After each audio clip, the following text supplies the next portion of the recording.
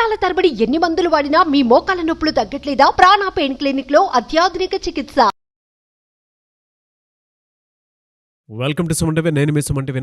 కోల్కతా ఇన్సిడెంట్లో సంజయ్ రాయ్కి చేసినటువంటి పాలిగ్రఫీ టెస్ట్లో కొన్ని కీలక అంశాలు బయటికి రావడం జరిగింది. అంటే కేసు తప్పుదోవ పట్టే అవకాశాలు ఉందా లేదా అనేటువంటి దానికి ఈరోజు మనతో పాటు హైకోర్టు అడ్వకేట్ రవీంద్రనాథ్ గారు ఉన్నారు. అది వారి మాటలో తెలుసుకుందాం. Hello sir.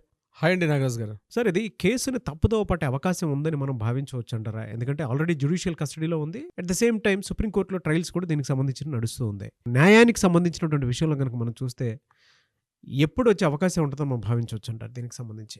అయితే ఈ కేసుకు సంబంధించి మనం ఏదైతే ఆగస్టు 9 హర్రర్ అనుకుంటున్నామో దీనికి సంబంధించి కొన్ని పరిణామాలు త్వరగా మారిపోతున్నాయి. నిన్న సందీప్ ఘోష్ని విచారించేటప్పుడు అతను చెప్పినటువంటి విషయాల మీద కొంత డౌట్ వ్యక్తపరిచారు. అదేవిధంగా ఈరోజు సంజయ్ రాయ్కి సంబంధించినటువంటి కొన్ని కీలక విషయాలు మనకు వెలుగులోకి వచ్చాయి. అంటే సంజయ్ రాయ్ చెప్పిన విషయం ఏంటంటే ఆగస్టు 9 ముఖ్యంగా ఆగస్టు 8 అర్ధరాత్రి మార్నింగ్ నువ్వు 4 గంటలకు అక్కడ ఎందుకు వెళ్లాల్సి వచ్చింది అన్న విషయానికి సంబంధించి పోలీసులు ఇంటరాగేట్ చేసినప్పుడు అతను కొన్ని సందిగ్ధకర అంటే కొన్ని డౌట్ఫుల్ ఇన్ఫర్మేషన్ లీక్ చేసడం జరిగింది. అంటే క్వశ్చన్ చేశారు పోలీసులు అక్కడ, ముఖ్యంగా సిబిఐ వాళ్ళు. నువ్వు అంత ఎర్లీ మార్నింగ్ 4 o'clock నీకు అక్కడికి వెళ్లాల్సిన అవసరం ఏమిటి, ఏ సందర్భంగా వెళ్లాల్సి వచ్చింది? 11 o'clock ఒకసారి చెస్ డిపార్ట్మెంట్ దగ్గర కనిపించావు. At the same time morning 4:03 అక్కడ నువ్వు మళ్ళీ సీసీటీవీలో కనిపించావు. నీకు సంబంధించినటువంటి అక్కడ బ్లూటూత్ అన్నీ కూడా దొరికాయి మనకి. ఈ డీటెయిల్స్ విషయం మీద కొన్ని క్వశ్చనర్ తయారు చేసుకొని అతనికి క్వశ్చన్ చేయడం జరిగింది. ఎవరు? సిబిఐ ఇంటరాగేషన్ చేసిన వాళ్ళు. అయితే అతను చెప్పినటువంటి సమాధానాలు మాత్రం కొంత ఇంట్రెస్టింగ్గా ఉన్నాయి. ఈ కేసును తప్పుదోవ పట్టించే విధంగా ఉన్నాయి. ఆ విషయాలు నేను మీతో పంచుకునే ప్రయత్నం చేస్తాను. నాగరాజ్ గారు ఏం చెప్తున్నాడంటే, నేను మామూలుగా 11 గంటలకు వెళ్ళడం కరెక్టే, నేను వేరే పని మీద వెళ్ళాను, చెస్ డిపార్ట్మెంట్ చెక్ చేద్దాం ఉద్దేశంతో వెళ్ళాను. నేను జస్ట్ క్యాజువల్గా వెళ్ళాను, నాకు ఏ పని లేదు అప్పుడు, నాకు కేవలం క్యాజువల్గా వెళ్ళాను. నేను వెళ్ళి వచ్చేసి నేను మరలా డ్యూటీలో ఉన్నాను, నేను బయట సైడ్ ఉన్నాను, నేను అవుట్ సైడు. మార్నింగ్ 4 గంటలకి ఎగ్జిస్టింగ్ ఏదైతే ఆర్జేకర్ మెడికల్ హాస్పిటల్లో ఒక పేషెంట్కి ఒంట్లో బాగాలేక నాకు ఫోన్ వచ్చింది. వాళ్ళకి ఆక్సిజన్ అవసరం, ఆక్సిజన్ సిలిండర్ అవసరమైతే నేను మార్నింగ్ 4 గంటలకు లోపలికి ఎంటర్ అయ్యాను. 4 గంటలకు లోపలికి ఎంటర్ అవ్వాల్సి వచ్చింది.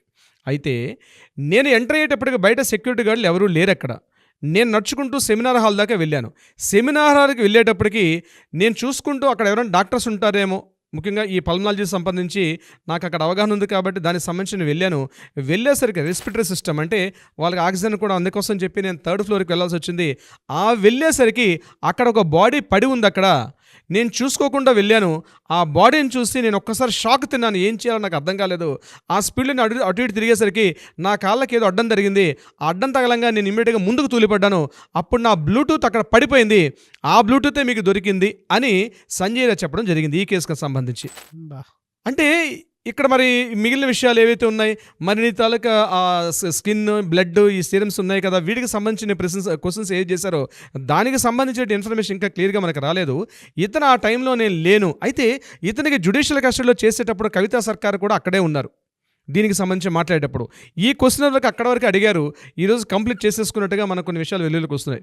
అయితే ఇక్కడ నేను చెప్పడం ఏంటంటే, ఆ చెప్పేటప్పుడు మరి సెక్యూరిటీ గార్డ్స్ ఏమయ్యారు? మరి ఆ సెక్యూరిటీ గార్డ్స్ని కూడా ఇంటరాగేట్ చేశారు. ఆ సెక్యూరిటీ గార్డ్స్ మరి 4 గంటలకి సెక్యూరిటీ గార్డ్స్ ఉండాలి అక్కడ కాలేజ్ బయట. వాళ్ళు ఇతను చెప్పడం ఏంటంటే నేను ఇక్కడ లేనున్నారు. అదే సెక్యూరిటీ గార్డ్స్ని వాళ్ళు అక్కడ ఇంటరాగేట్ చేశారు.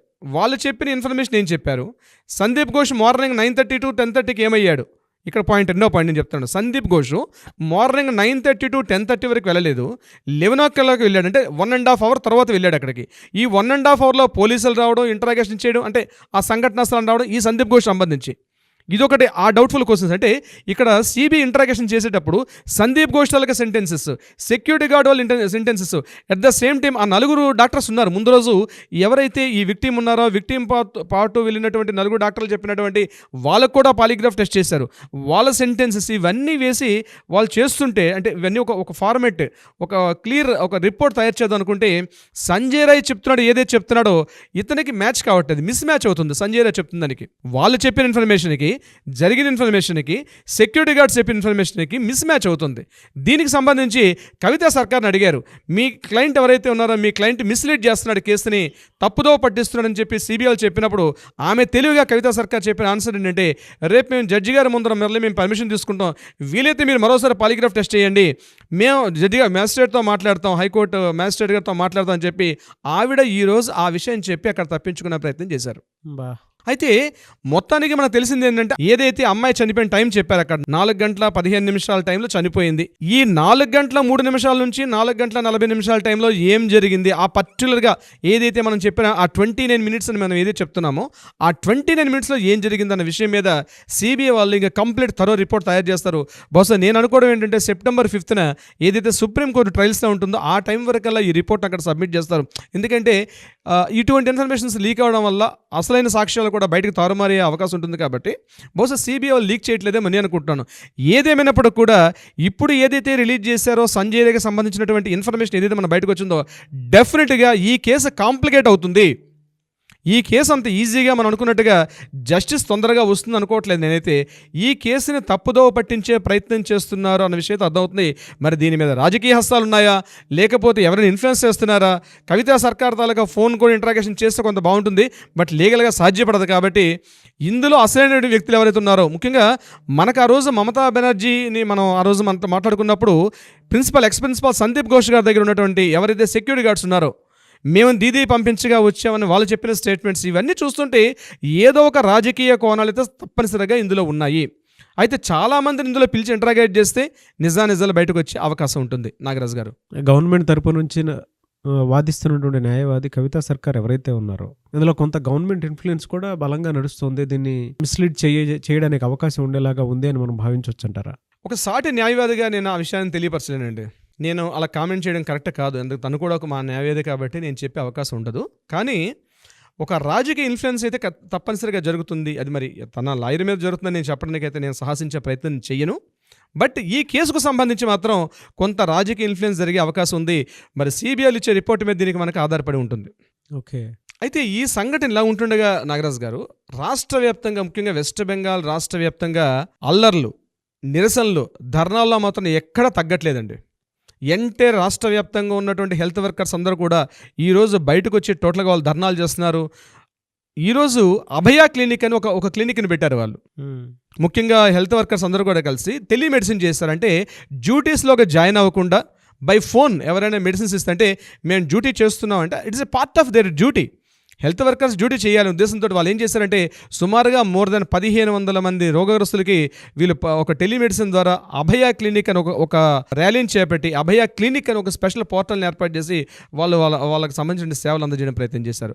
అయితే ఇంకొక ఇంపార్టెంట్ విషయం నాగరాజు గారు, ఈరోజు ఇలాంటి సంఘటనలు, ఒక పక్క నిరసనలు, ధర్నాలు, ర్యాలీలు, హర్తాళ్ళు ఇన్ని జరుగుతుండగా మరొక నీచమైన సంఘటన అదే కలకత్తాలో, అదే హౌరాలో మళ్ళీ జరిగింది. ఇది కూడా హౌరాలో ఉంది, ఆర్జికల్ మెడికల్ హాస్పిటల్ కూడా. హౌరా గవర్నమెంట్ గవర్నమెంట్ హాస్పిటల్లో ఒక చిన్న దుర్ఘటన సంఘటన జరిగింది. ఒక 13 ఏళ్ల అమ్మాయి ఆగస్టు 28వ తారీఖు నాడు తనకు ఒంట్లో బాగాలేదు, న్యూమోనియా వచ్చిందని చెప్పి తన హాస్పిటల్లో ఒక 13 ఏళ్ల అమ్మాయి హాస్పిటల్లో వాళ్ళ పేరెంట్స్తో అడ్మిట్ అయితే ఈరోజు ఒక కీచకుడు, ఒక దుర్మార్గుడు సిటీ స్కాన్ అనే పేరుతోటి నిన్న రాత్రి అంటే ఆగస్టు 31 అర్ధరాత్రి ఆ అమ్మాయిని సిటీ స్కాన్ రూమ్లో తీసుకెళ్లి ఆమెను లైంగికంగా వేధించాడు. దీనికి సంబంధించి ఇమీడియట్గా పోలీసులు ఇంటరాగేషన్ చేయడం, ఆ హాస్పిటల్లో సూపరింటెండెంట్ మరల వెలుగులోకి వచ్చి ఈ కేసుని హ్యాండ్ ఓవర్ చేయడం జరిగింది.